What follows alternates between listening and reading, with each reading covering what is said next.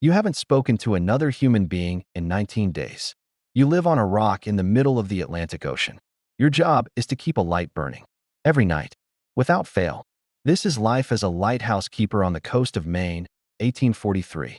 And you are completely, utterly alone. You wake to the sound of waves. Not crashing, though sometimes they do. Today, they're just constant, rolling against the rocks below the tower. The same rhythm, over and over, forever. You've been listening to this sound for 6 years. Your name is Samuel. You're 43 years old. You live in a lighthouse on a barren island 2 miles off the coast. The island is maybe 300 yards across. Just rock, scrub grass, and a few desperate seabirds. There's no one else here. You climb out of bed, a narrow cot in the keeper's quarters at the base of the tower. The room is small. Stone walls, one tiny window, a desk, a chair, a shelf with a few books you've read so many times you've memorized them. You pull on your clothes and go outside. The air is cold, salty. The wind never stops. It's always blowing, always pushing, always reminding you that you're at the edge of everything. You walk around the island. It takes 7 minutes. You do this every morning. There's nothing to see, just rocks, waves, sky. But you do it anyway, because it's part of the routine. And routine is the only thing keeping you sane. Your day is divided into tasks. Morning, check the light mechanism, clean the lenses, inspect the lamp oil supply. Midday, maintenance, repair whatever's broken, seal cracks, reinforce anything the wind is trying to tear apart. Afternoon, prepare for nightfall. Fill the lamp. Wind the clockwork mechanism that rotates the light. Trim the wicks. Evening, light the lamp. Keep watch. Night, stay awake. Make sure nothing goes wrong. You eat lunch at noon. Hardtack, salted fish, tea so strong it's almost black. The supply boat came 4 days ago. It comes once a month, weather permitting. Sometimes it's late. Sometimes it doesn't come at all. When it does, a man rows out from the ship, drops off crates of food and lamp oil, picks up your trash and written reports. He asks how you're doing. Fine, you always say. And then he leaves. That's the only conversation you'll have for the next 30 days. After lunch, you sit on the rocks and watch the sea. You don't have to. There's nothing to watch. But you do it anyway. Because what else is there? You talk to yourself. Not constantly, but enough. All right, Samuel. Let's check the lens. Wind's picking up. Storm coming, maybe. Careful on these stairs. It started a few years ago. You didn't even notice at first. Just small comments. Instructions to yourself. Now you do it all the time. Sometimes, you have full conversations. What do you think, Samuel? Will the boat be late this month? Probably. Weather's been rough. Think they'll send word about the war? Who cares about the war?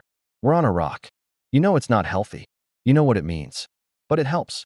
It makes the silence less suffocating. You climb the spiral stairs to the lantern room at the top of the tower. 73 steps. You've counted them 1,000 times.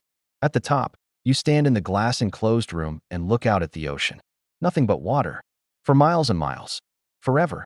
Sometimes, you see ships passing in the distance. Tiny shapes on the horizon. You wonder where they're going. Boston, Portland, Europe, maybe. They never stop. They just pass by. You're not part of their world. You're just the man who keeps the light. As the sun begins to set, you light the lamp. This is the most important part of your day. The reason you're here. You pour fresh oil into the reservoir. You adjust the wick. You strike a match and touch it to the wick, and the flame catches, small and fragile at first, then growing. You lower the glass chimney over it. The flame steadies. Then you wind the clockwork mechanism. This is what rotates the light. A heavy weight on a chain that slowly descends, turning gears, spinning the lens array. You wind it until the chain is taut. It will run for 4 hours. Then you'll have to wind it again, and again, and again, all night long. You stand there for a moment, watching the light begin to rotate. The Fresnel lens magnifies the flame, sending a beam out across the dark water. 15 miles, they say. A ship 15 miles away can see your light. That light has saved lives. You know it has. Ships that would have crashed on these rocks saw your light and turned away. You'll never meet the people you've saved. You'll never know their names. But they're out there, somewhere. And that has to be enough. The night is the hardest part. You stay awake. You have to. Someone has to watch the light, make sure it doesn't go out, make sure the mechanism doesn't jam. You sit in the keeper's quarters with a single candle and one of your books. You've read this one 11 times. You know every word. but you read it anyway. Every 2 hours, you climb the stairs. Check the light. Wind the mechanism. Down. Wait. Up. Check. Wind. Down. Over and over. The wind howls. The waves crash. The tower sways slightly, just enough to notice, just enough to remind you that this structure is the only thing between you and the ocean. Sometimes, on nights like this, you wonder what would happen if the light went out. How many ships would crash? How many men would die? And would anyone even know it was your fault? You push the thought away. You have a job, a purpose. The light must not go out. You'll do this again tomorrow, and the day after that, for 6 more years, until your contract ends, or until the sea takes you, whichever comes first. No one will remember your name. No one will write stories about you. No one will build monuments to lighthouse keepers. But every ship that passes safely in the night owes its survival to men like you. Men who lived alone on rocks. Men who spoke to themselves to stay sane. Men who kept the light burning when everything in them wanted to let it die. This was life as a lighthouse keeper in 1843. Isolation, duty, the endless sound of waves, and a light that must never, ever go out. Old America Diaries, real life, real history, one state at a time.